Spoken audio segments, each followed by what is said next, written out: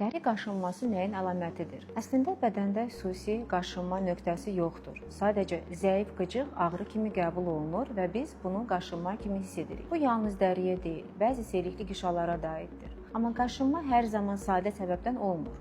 Bəzən qan xəstəlikləri, qaraciyər, böyrək, mədə-altı vəzi və ya mübadilə pozuntuları da qaşınmaya gətirib çıxarda bilir. Ona görə uzun müddətli qaşınma mütləq ciddi qəbul edilməlidir. Qaşınma iki cür olur. Bütün bədəndə yayılarsa ümumi, tək bir yerdə olarsa lokal adlanır. Lokal qaşınma əsasən qurd və iltihabdan, ümumi isə qocalıq, günəş, qida, dərmanlardan qaynaqlana bilər. Hər iki qaşınma növünə parazitar xəstəliklərin, məsələn qoturluq, pedikulyoz əlamətləri rast gəlinə bilər. Səbəbindən asılı olmayaraq qaşınan insanların çoxunda dəridə səpkilər olmur. Amma insan qaşıdıqca izlər, qabıqlar əmələ gəlir, dırnaqlar qalınlaşır. Uzun sürən qaşınma həm də yuxusuzluq və əsəb gərginliyi də yaradır. Ona görə də səbəbi bilməyən və uzun müddət keçməyən qaşınmanı göz ardı etməyin.